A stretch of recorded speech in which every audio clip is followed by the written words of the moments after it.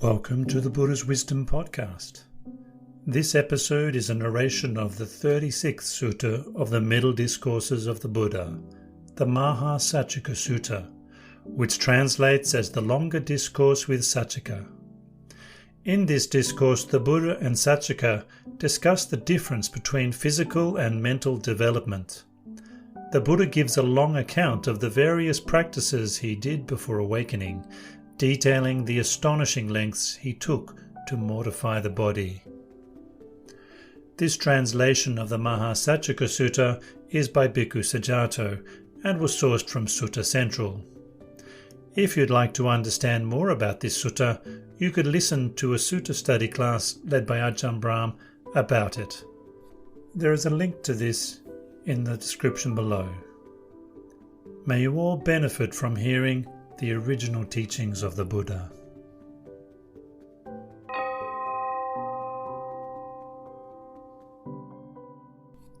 The Mahasaccaka Sutta, the Longer Discourse with Saccaka. So I have heard. At one time the Buddha was staying near Vaisali at the Great Wood in the hall of the peaked roof. Now at that time in the morning the Buddha, being properly dressed, took his bowl and robe, wishing to enter Vaisali for alms. Then as Saccaka, the son of Jain parents, was going for a walk, he approached the hall with the peaked roof in the great wood. Venerable Ananda saw him coming off in the distance and said to the Buddha, "Sir, Saccaka, the son of Jain parents, is coming. He's a debater and clever speaker, deemed holy by many people. He wants to discredit the Buddha, the teaching, and the Sangha. Please, sir, sit for a moment out of compassion." The Buddha sat on the seat spread out. Then Saccaka went up to the Buddha and exchanged greetings with him. When the greetings and polite conversation were over, he sat down to one side and said to the Buddha, "Master Gotama, there are some ascetics and Brahmins who live committed to the practice of developing physical endurance without developing the mind. They suffer painful physical feelings. This happened to someone once. Their thighs became paralyzed, their heart burst, hot blood gushed from their mouth, and they went mad and lost their mind. Their mind was subject to the body, and the body had power over it. Why is that? Because their mind was not developed.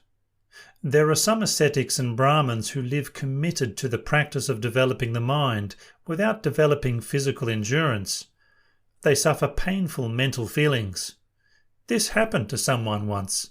Their thighs became paralyzed, their heart burst, hot blood gushed from their mouth, and they went mad and lost their mind. Their body was subject to the mind, and the mind had power over it. Why is that? Because their physical endurance was not developed. It occurs to me that Master Gotama's disciples must live committed to the practice of developing the mind without developing physical endurance." But Agivesana, what have you heard about the development of physical endurance? Take for example Nandavacha, Kisa Sankicha, and the bamboo-staffed ascetic Gosala. They go naked, ignoring conventions. They lick their hands and don't come or wait when called. They don't consent to food being brought to them, or food prepared on their behalf, or an invitation for a meal. They don't receive anything from a pot or a bowl, or from someone who keeps sheep, or who has a weapon or a shovel in their home, or where a couple is eating, or where there is a woman who is pregnant, breastfeeding, or who has a man in her home, or where there's a dog waiting or flies buzzing. They accept no fish or meat or liquor or wine and drink no beer. They go to just one house for alms, taking just one mouthful, or 2 houses and 2 mouthfuls, up to 7 houses and 7 mouthfuls. They feed on 1 saucer a day, 2 saucers a day, up to 7 saucers a day.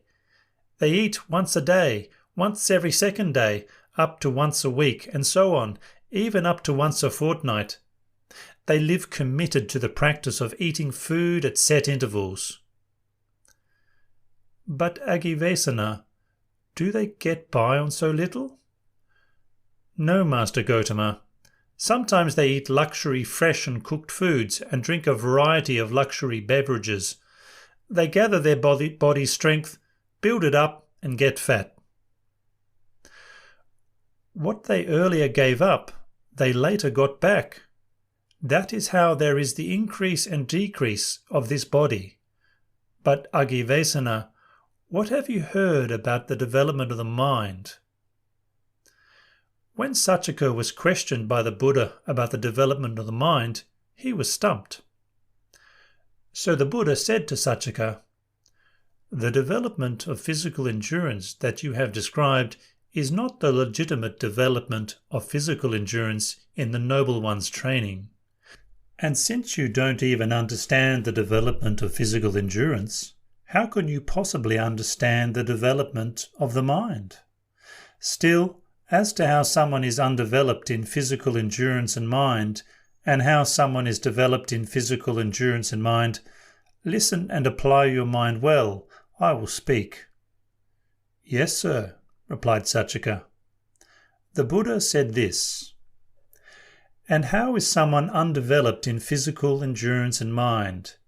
Take an unlearned ordinary person who has a pleasant feeling. When they experience pleasant feeling, they become full of lust for it. Then that pleasant feeling ceases.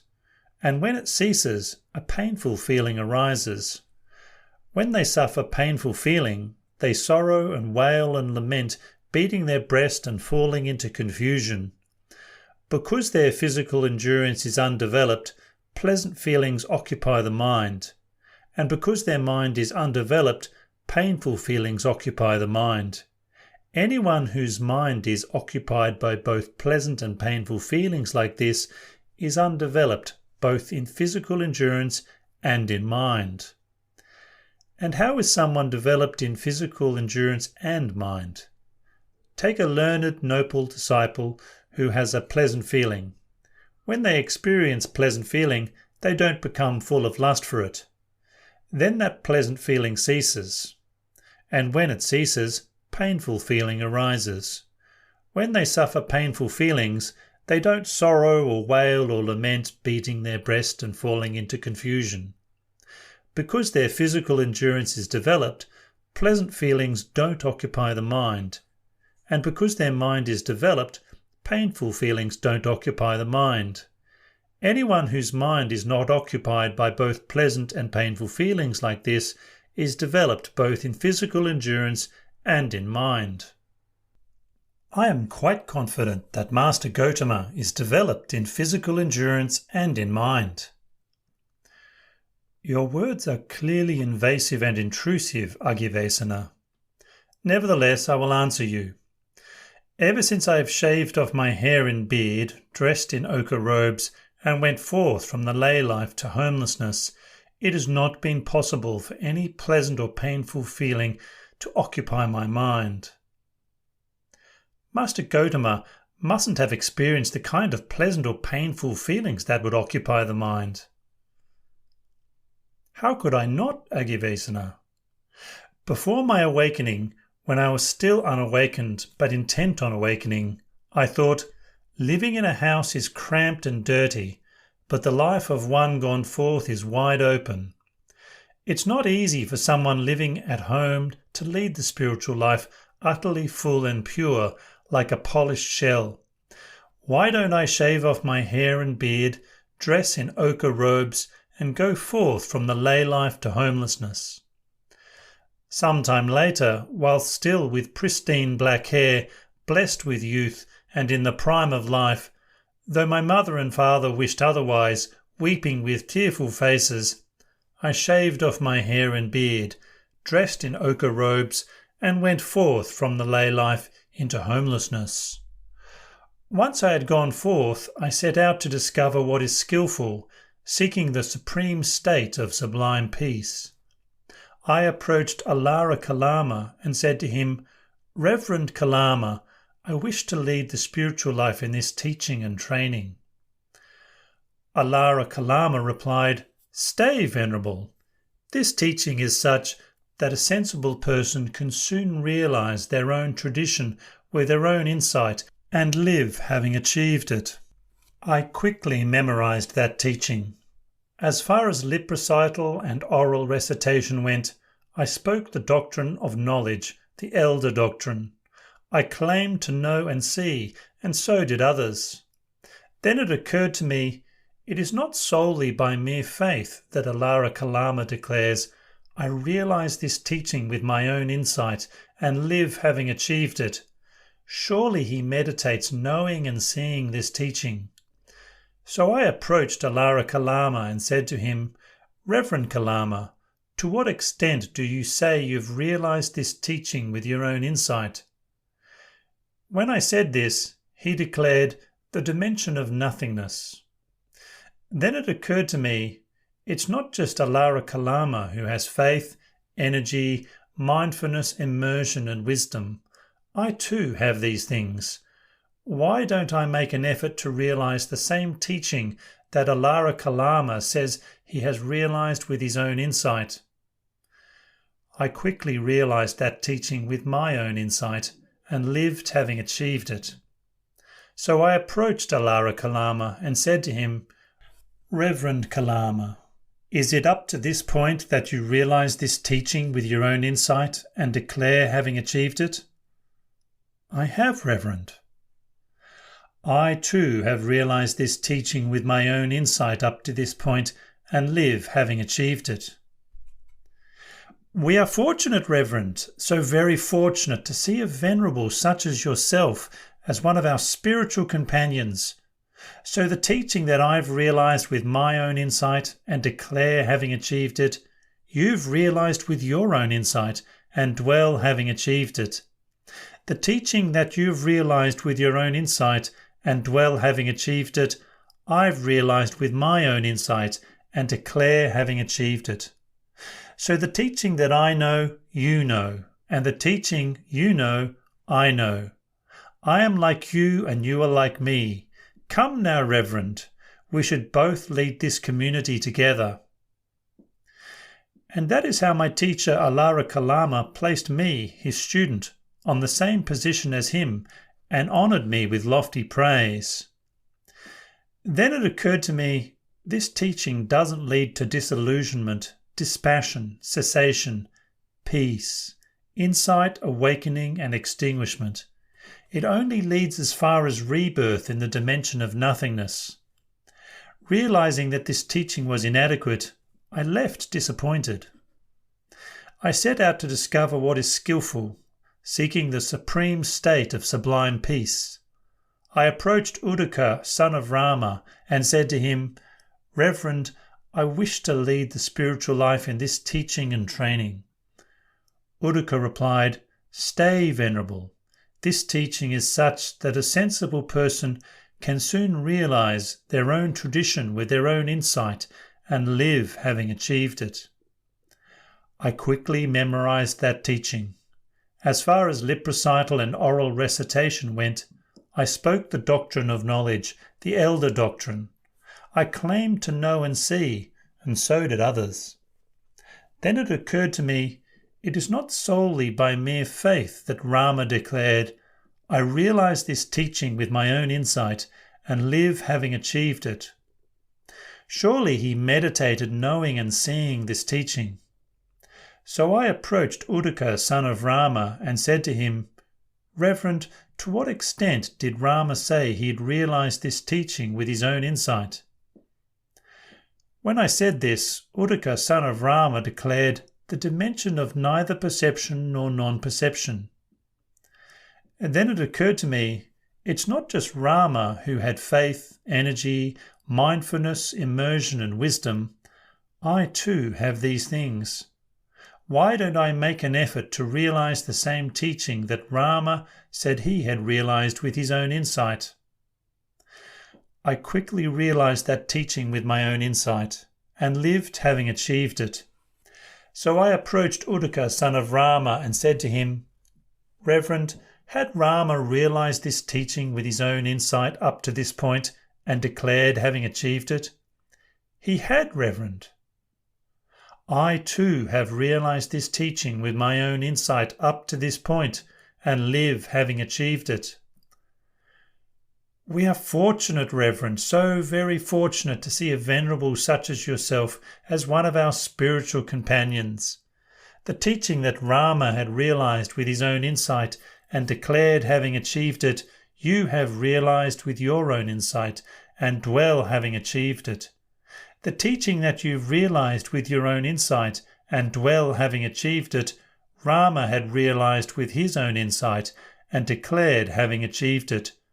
So the teaching that Rama directly knew, you know, and the teaching you know, Rama directly knew. Rama was like you and you are like Rama. Come now, Reverend, you should lead this community. And that is how my spiritual companion Uddaka, son of Rama, placed me in the position of teacher and honoured me with lofty praise. Then it occurred to me, this teaching doesn't lead to disillusionment, dispassion, cessation, peace, insight, awakening and extinguishment. It only leads as far as rebirth in the dimension of neither perception nor non-perception. Realizing that this teaching was inadequate, I left disappointed.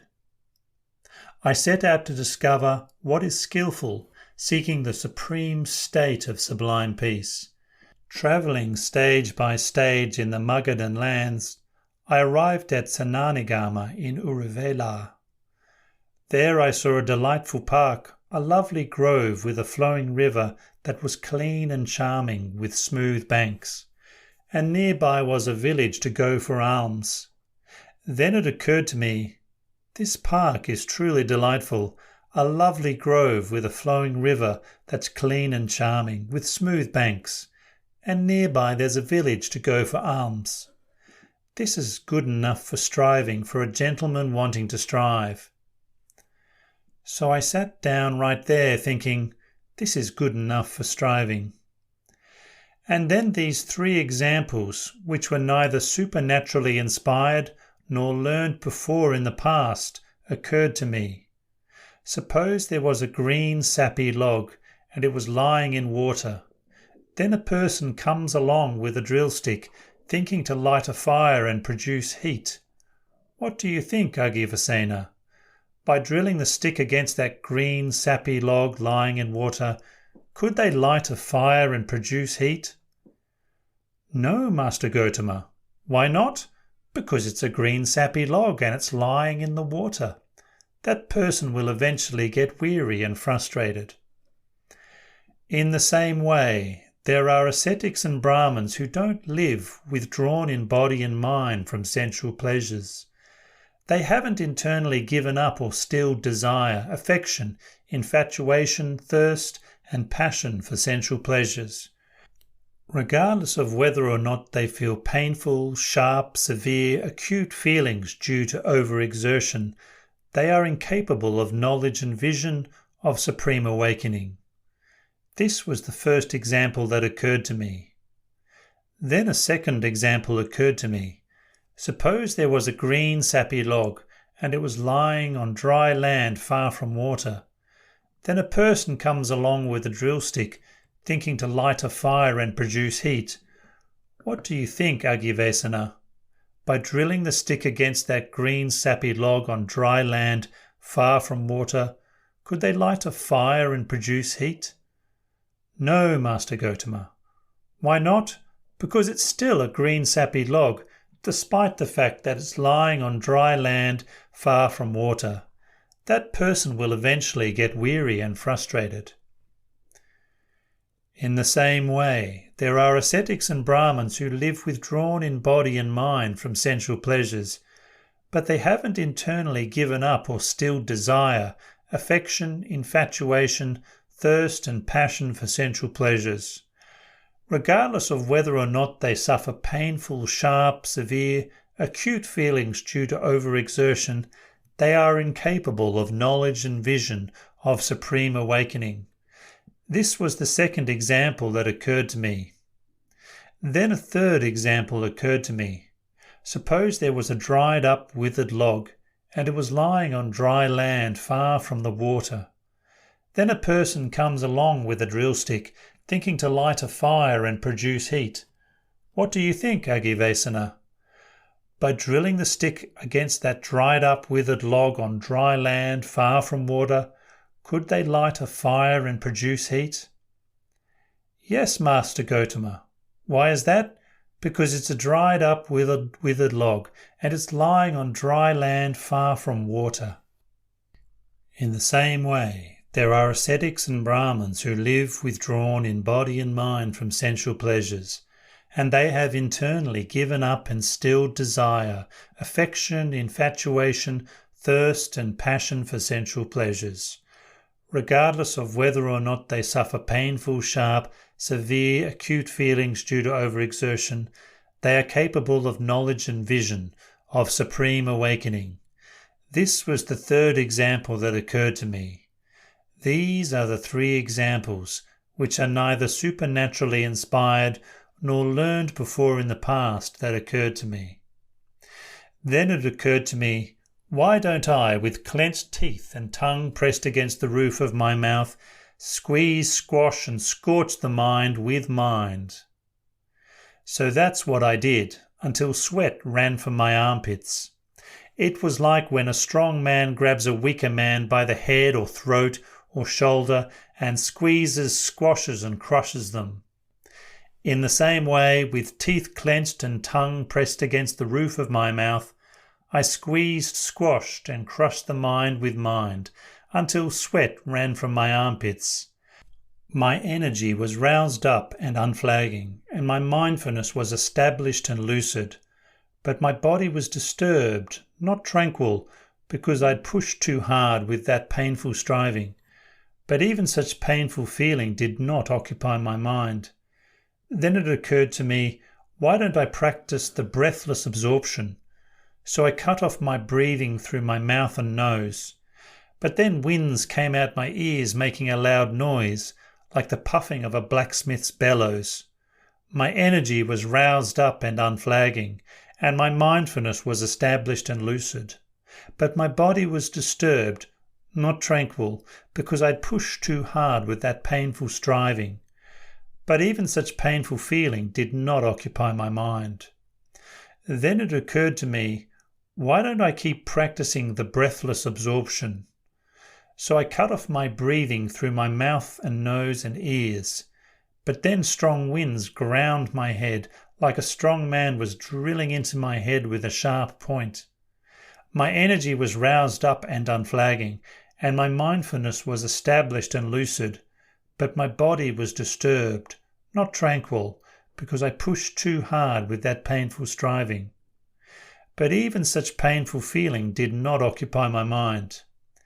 Then it occurred to me, why don't I keep practicing the breathless absorption? So I cut off my breathing through my mouth and nose and ears. But then I got a severe headache, like a strong man was tightening a leather strap around my head. My energy was roused up and unflagging, and my mindfulness was established and lucid, but my body was disturbed, not tranquil, because I'd pushed too hard with that painful striving. But even such painful feeling did not occupy my mind. Then it occurred to me, why don't I keep practicing the breathless absorption? So I cut off my breathing through my mouth and nose and ears. But then strong winds carved up my belly, like a deft butcher or their apprentice was slicing my belly open with a meat cleaver. My energy was roused up and unflagging, and my mindfulness was established and lucid, but my body was disturbed, not tranquil, because I'd pushed too hard with that painful striving. But even such painful feeling did not occupy my mind. Then it occurred to me, why don't I keep practicing the breathless absorption? So I cut off my breathing through my mouth and nose and ears. But then there was an intense burning in my body, like two strong men grabbing a weaker man by the arms to burn and scorch him on a pit of glowing coals. My energy was roused up and unflagging, and my mindfulness was established and lucid. but my body was disturbed, not tranquil, because I had pushed too hard with that painful striving. But even such painful feeling did not occupy my mind. Then some deities saw me and said, "The ascetic Gautama is dead." Others said, "He's not dead, but he's dying."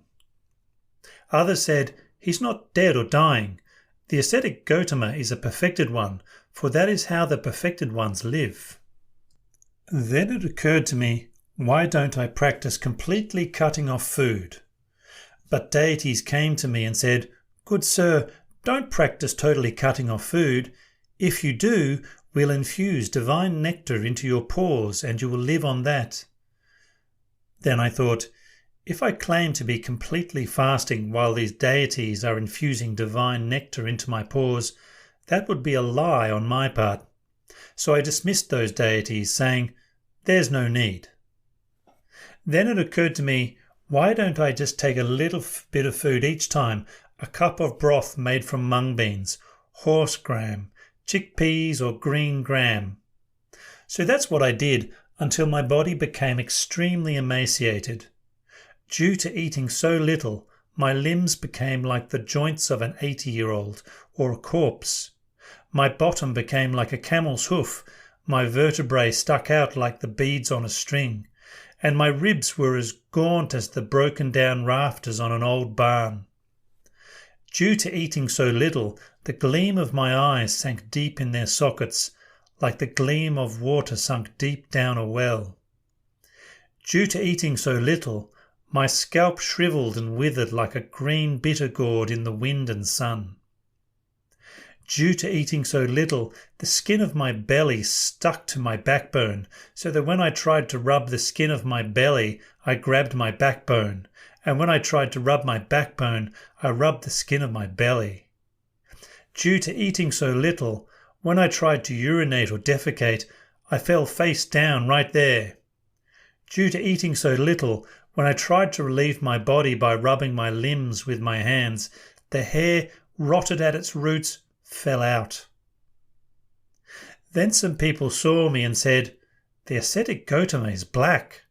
Some said, "He's not black, he's brown." Some said, "He's neither black nor brown. The ascetic Gautama has tawny skin." That's how far the pure bright complexion of my skin had been ruined by taking so little food.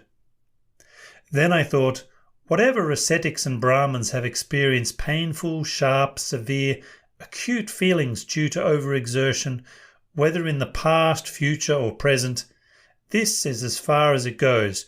No one has done more than this. But I have not achieved any superhuman distinction in knowledge and vision worthy of the noble ones by this severe, grueling work. Could there be another path to awakening?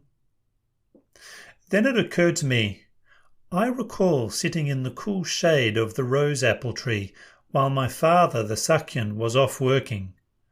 Quite secluded from sensual pleasures, secluded from unskilful qualities, I entered and remained in the first absorption, which has the rapture and bliss born of seclusion, while placing the mind and keeping it connected.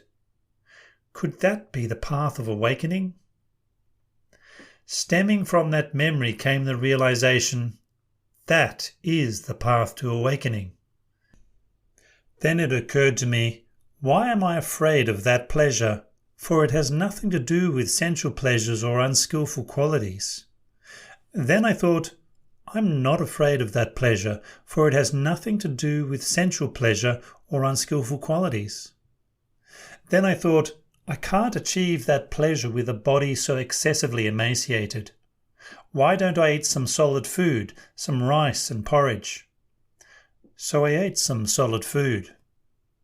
Now at that time the 5 mendicants were attending on me, thinking, the ascetic Gautama will tell us of any truth that he realizes. But when I ate some solid food, they left disappointed in me, saying, the ascetic Gautama has become indulgent. He has strayed from the struggle and returned to indulgence. After eating solid food and gathering my strength, quite secluded from sensual pleasures, secluded from unskilful qualities, I entered and remained in the first absorption, which has the rapture and bliss born of seclusion, while placing the mind and keeping it connected. But even such pleasant feeling did not occupy my mind.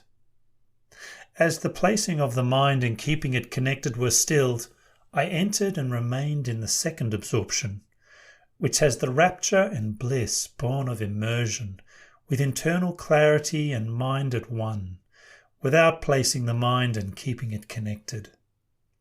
But even such pleasant feeling did not occupy my mind. And with the fading away of rapture, I entered and remained in the third absorption, where I meditated with equanimity, mindful and aware, personally experiencing the bliss of which the noble ones declare, equanimous and mindful, one meditates in bliss. But even such pleasant feeling did not occupy my mind. With the giving up of pleasure and pain and the ending of former happiness and sadness, I entered and remained in the fourth absorption, without pleasure or pain, with pure equanimity and mindfulness. But even such pleasant feeling did not occupy my mind. When my mind had immersed in samadhi like this, purified, bright, flawless, rid of corruptions, pliable, workable, steady, and imperturbable, I extended it towards recollection of past lives. I recollected my many kinds of past lives with features and details. This was the first knowledge which I achieved in the first watch of the night. Ignorance was destroyed and knowledge arose. Darkness was destroyed and light arose, as happens for a meditator who is diligent, keen, and resolute. But even such pleasant feeling did not occupy my mind. When my mind had immersed in samadhi like this, purified, bright, flawless, rid of corruptions, pliable, workable, steady, and imperturbable, I extended it towards knowledge of the death and rebirth of sentient beings. With clairvoyance that is purified and superhuman, I saw sentient beings passing away and being reborn, inferior and superior, beautiful and ugly, in a good place or a bad place. I understood how sentient beings are reborn according to their deeds. This was the second knowledge, which I achieved in the middle watch of the night. Ignorance was destroyed and knowledge arose. Darkness was destroyed and light arose, as happens for a meditator who is diligent, keen, and resolute. But even such pleasant feeling did not occupy my mind. When my mind had immersed in samadhi like this, purified, bright, flawless, rid of corruptions, pliable, workable, steady, and imperturbable, I extended it towards knowledge of the ending of defilements. I truly understood, this is suffering. This is the origin of suffering. This is the cessation of suffering. This is the practice that leads to the cessation of suffering. I truly understood, these are defilements. This is the origin of defilements. This is the cessation of defilements. This is the practice that leads to the cessation of defilements. Knowing and seeing like this, my mind was freed from the defilements of sensuality, desire to be reborn, and ignorance. When it was freed, I knew it was freed. I understood, rebirth is ended. The spiritual journey has been completed. What had to be done has been done. There is no return to any state of existence. This was the third knowledge, which I achieved in the last watch of the night. Ignorance was destroyed and knowledge arose. Darkness was destroyed and light arose, as happens for a meditator who is diligent, keen, and resolute. But even such pleasant feeling did not occupy my mind. Agivesana, I recall teaching the Dhamma to an assembly of many hundreds, and each person thinks that I am teaching the Dhamma especially for them. But it should not be seen like this. The realized one teaches others only so that they can understand. When that talk is finished, I still settle, unify, and immerse my mind in samadhi internally, using the same meditation subject as a foundation of immersion that I used before, which I regularly use to meditate.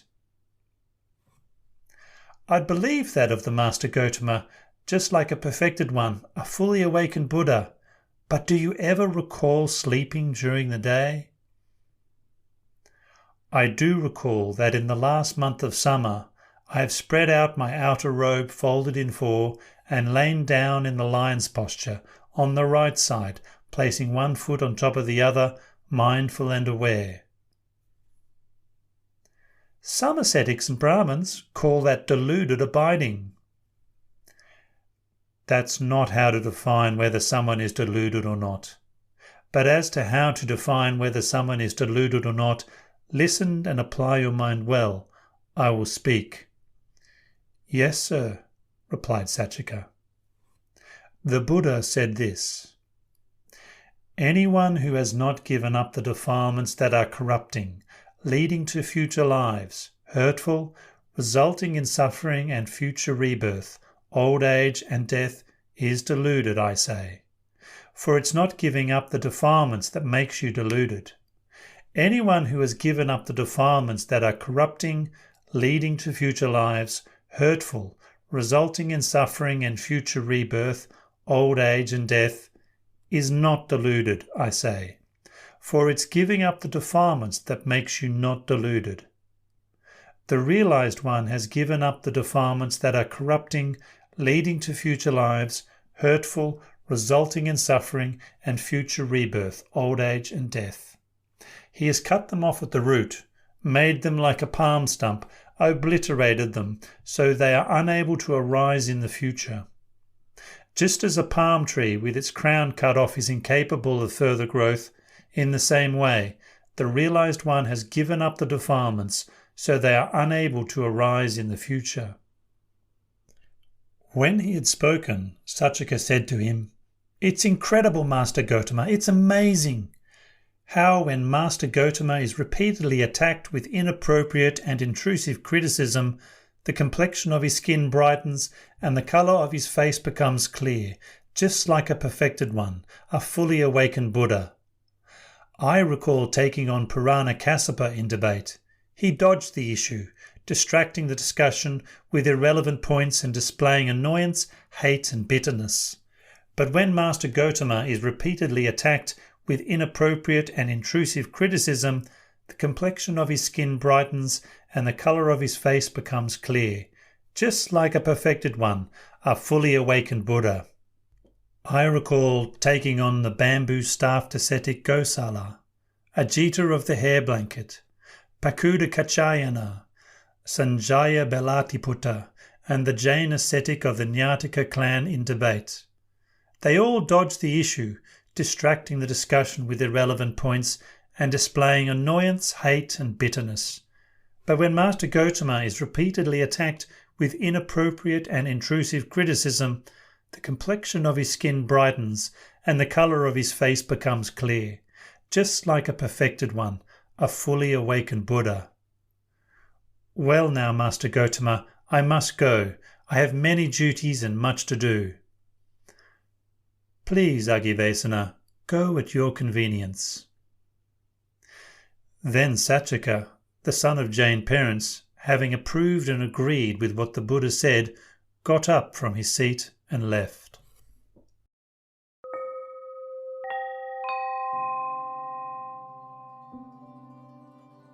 This ends the Mahasaccaka Sutta. If you've enjoyed listening to the Buddha's Wisdom podcast, please subscribe via your favourite podcast player and share this podcast with friends.